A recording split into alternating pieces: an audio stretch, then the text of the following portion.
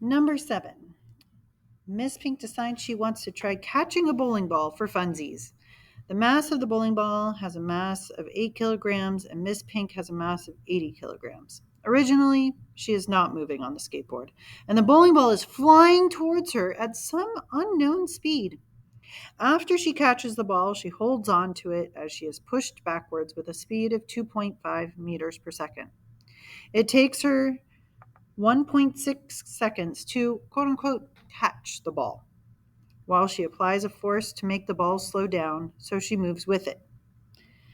All right, so first I need to create an equation for the scenario and or fill in the momentum bar chart.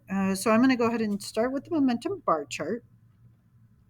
And I'm going to start with saying, okay, Miss Pink has some, well, wait, no, she doesn't actually have any momentum at the beginning because she's not moving. So yes, she has mass, and her mass would be 80, but her velocity is 0. So that means Miss Pink has no momentum to start with. All right, but the bowling ball is moving, but I don't actually know how fast. All right, well, I'll leave that blank for the moment. Then after Miss Pink catches the ball, she's moving. Let's say she's moving this fast with this much momentum. And then I'm going to figure that out. So that momentum is her mass, which is 80, times her velocity, which is 2.5. So that means her momentum after she catches it is 200. And the bowling ball is also moving. Now, if you're like, wait a second, you only said that Miss Pink is moving. Yes, well, Miss Pink is moving, but she's holding the bowling ball. And the only way that she can keep holding that bowling ball is if the bowling ball is moving with her, which means the bowling ball's velocity also will be 2.5. So the momentum of the bowling ball then is 8 kilograms, because the bowling ball has a mass of 8, times 2.5. And so that momentum of the bowling ball is going to be 20. All right, well, if we are looking at this momentum bar chart, that means that I need to remember that if I add the two things on the left, it has to be equal to the two things added together on the right. And so this here is going to be the momentum of the bowling ball to start with. All right, so I'm going to write my equation like the next question asks me.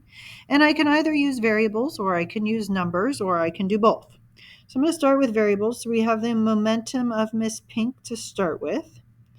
And then we're going to add to it the momentum of the bowling ball, the initial momentum of the bowling ball.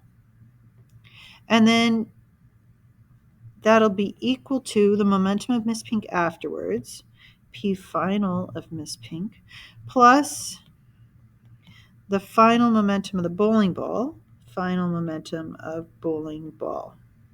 All right, or I could put in the numbers that I just figured out. So this is 0, this is 200. I don't know what this is, so I'm going to just call it the momentum, starting momentum of the bowling ball. And then the final momentum of the bowling ball is 20. And then I'm going to just go ahead and pop this down below. All right, so that's the answer for that. For part B, it says, what was the original velocity of the bowling ball? Well, the easy part of this is I'm just going to take the equation I already was working with, but instead of using momentum, I'm going to use that momentum is equal to the mass of that bowling ball times the starting velocity of the bowling ball. And that'll be equal to 200 plus 20, which is 220. And 0 plus this, I just am going to ignore that 0. Well, I do know the mass of the bowling ball. The mass of the bowling ball is 8. So to solve for this, because it's 8 times the velocity, I'm going to do the opposite, which is division. So I'm going to divide both sides by 8. And I get a velocity of 27.5 meters per second. All right, cool. Next, it says, what was the change in momentum of Miss Pink? So to do change in momentum, there's a couple different ways to do it. And the easiest way, which is the way that we're going to do here, is remembering that the change in momentum is equal to your mass times the change in velocity. Or we can even do the change in momentum is equal to the momentum final minus the momentum initial, which actually that's even easier yet, because if I look up here, I have the momentum final and the momentum initial of Miss Pink, and my final momentum was 200 and my initial momentum was 0. So my change in momentum of Miss Pink then is 200 minus 0. So that means that my change in momentum of Miss Pink is 200. And then it says, what was the impulse Miss Pink applied to the ball? Well, impulse is equal to your change in momentum. So if I have my change in momentum, that means that I know my impulse. And so change in momentum was 200, so that means my impulse is also 200. And then for how much force did I apply to the ball, then impulse is force times time. And if impulse was just 200, because we just figured that out, and force is what we're trying to find, and the time it took was 1.6 seconds, that if I divide both sides by 1.6, that gets that to cancel out, and I get a force of 125 newtons. If you have questions, please let me know.